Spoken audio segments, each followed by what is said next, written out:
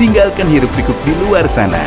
BYD dengan dual mode teknologi menghadirkan getaran dan suara mesin yang minim hingga kabin yang kedap suara.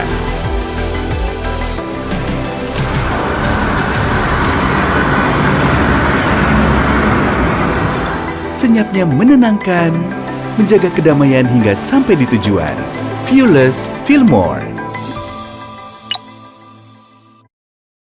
Pemirsa, PT UN atau Pengadilan Tata Usaha Negara Jakarta menolak seluruh permohonan keberatan yang diajukan UGM terkait keterbukaan informasi ijazah Presiden ke-7 RI Joko Widodo. Putusan ini menguatkan penetapan Komisi Informasi Publik yang mewajibkan UGM membuka dokumen akademik Jokowi kepada publik.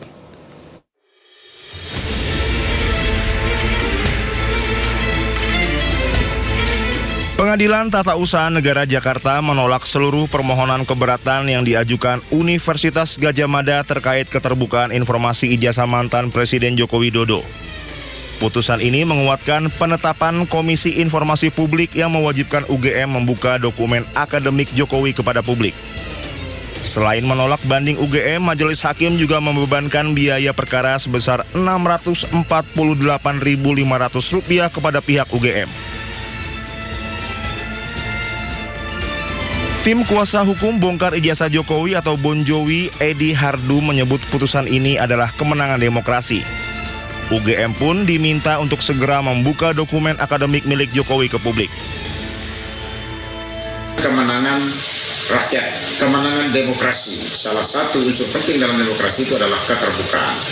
Keterbukaan itu merupakan hak asasi manusia, hak asasi warga. Ya. Warga ingin tahu seseorang yang diduga ijazahnya palsu atau dokumen terkait untuk kepentingan publik itu diduga tidak beres. Warga ingin tahu benar nggak sih? Kalau warga meminta kepada badan publik negara seperti UGM, itu harus dibuka. UGM tidak bisa menutup atau lembaga publik lainnya tidak bisa menutup.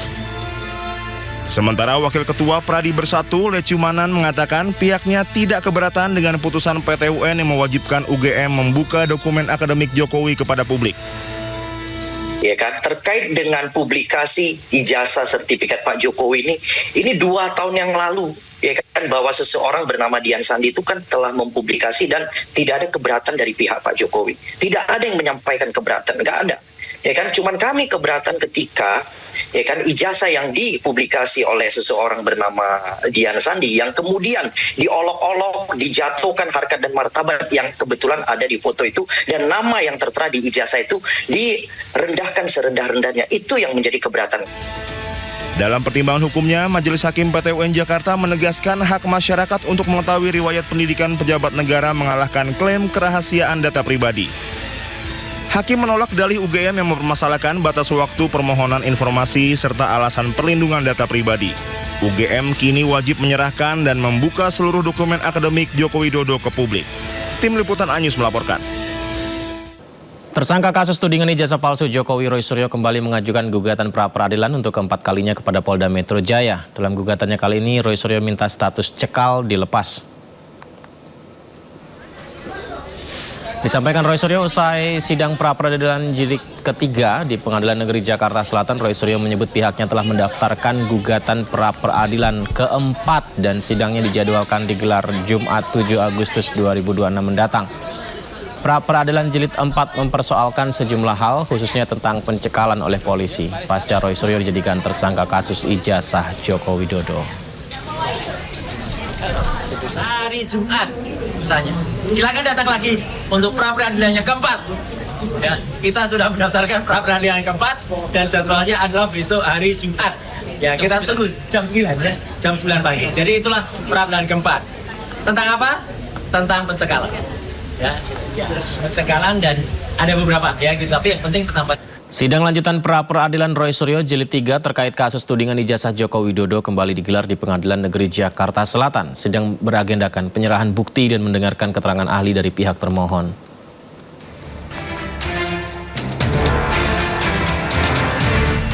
Sidang pra-peradilan kasus ijazah Jokowi digelar di Pengadilan Negeri Jakarta Selatan dengan dipimpin Hakim Tunggal Pra-Peradilan I. Ketut Darpawan. Sekaligus dihadiri Roy Suryo serta tim pengacaranya, hadir juga Bitkum Polda Metro Jaya sebagai pihak termohon. Sidang kali ini mengagendakan penyerahan bukti dan mendengarkan keterangan ahli dari pihak termohon. Selain itu, di persidangan juga dihadirkan Henry Jayadi, dosen Fakultas Hukum Universitas Kristen Indonesia. Dalam sidang, saksi ahli menyebut ganti rugi tidak bisa diajukan secara subjektif. Jadi memang dalam hukum acara pidana, Undang-Undang 20 tahun 2005 tentang KUHP itu, salah satu syarat untuk diajukannya pra-peradilan yang berkaitan dengan gugatan atau tuntutan ganti kerugian, tuntutan saya katakan, itu dasarnya di 173 ayat 1. Nah, salah satunya adalah apakah si tersangka, terdakwa atau terpidana ini gitu kan dirugikan atas perbuatan hukum berupa penahanan atau penangkapan yang tidak sah berdasarkan undang-undang. Yang kedua, berdasarkan personalnya, artinya orangnya bukan dia. Yang ketiga, berdasarkan hukum. Jadi itu yang menjadi alasan sebetulnya secara normatif tentang ganti kerugian itu. Nah, tentang nominalnya itu mengacu ke PP 92 tahun 2015. Jadi itu yang harusnya yang memang yang terjadi pembahasan lah, saya tidak menyatakan perdebatan, pembahasan dalam persidangan tadi. Pak Refli, kata juga Pak Ristan dan juga Pak Gafur, sebenarnya keterangan yang disampaikan oleh beliau itu, meskipun itu saya terus terang ya, karena saya beberapa kali juga menjadi ahli, itu tidak boleh hanya menggunakan asumsi atau ini pendapat saya dan silahkan kalau itu ditentang.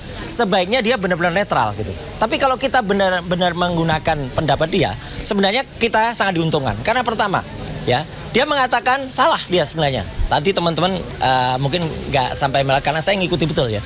Dia mengatakan minimal itu ketika dia mengucapkan pertama kali sesuai dengan aturan, dia bilang minimal 50 juta, maksimal 100 juta. Salah. Ya, itu ada rekamannya, silakan dilihat. Ya, minimal harusnya 500.000. Ya, kalau minimal 50 juta berarti kita dapat minimalnya 50 juta kalau menurut ahli tadi. Ya. Dalam pra-peradilan jilid ketiga terkait kasus dugaan ijazah palsu Presiden ke-7 Joko Widodo, kubu Roy Suryo menuntut ganti rugi sebesar 206 juta rupiah atas penangkapan dan penahanan yang dinilai tidak sah. Dari Jakarta, Indira Utomo, Jaka Samsa, iNews melaporkan. Kita ke informasi lainnya, Dewan Pengawas Komisi Pemberantasan Korupsi memastikan akan periksa staf administrasi KPK Setia Budi Dias Oktavianto yang menjadi tersangka dugaan pemerasan Bupati Pemalang nonaktif Anom Widiantoro. Pemeriksaan itu dilakukan untuk bagian dari evaluasi internal Dewan Pengawas KPK agar peristiwa serupa tidak lagi terulang.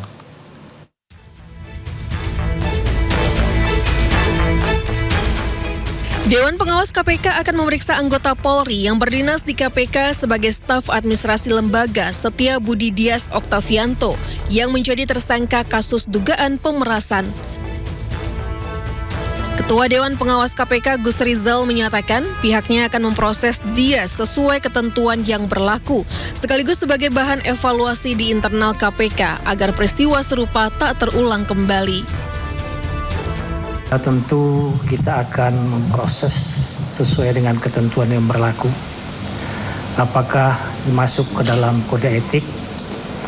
Masalahnya sekarang status yang bersangkutan adalah anggota Polri. Sehingga kita perlu hati-hati terhadap laporan tersebut. Apakah dikembalikan kepada kepolisian sehingga Dewas tidak berhak melakukan pemeriksaan, akan tetapi kita melakukan pemeriksaan untuk evaluasi sehingga jangan sampai terjadi lagi untuk yang akan datang. Gitu. Sebelumnya KPK menetapkan 4 tersangka terkait kasus dugaan pemerasan di lingkungan pemerintah Kabupaten Pemalang, Jawa Tengah. Para tersangka sudah dilakukan penahanan untuk 20 hari ke depan di Rumah Tahanan Negara Gedung Merah Putih KPK. Dari Jakarta, Tim Liputan iNews melaporkan.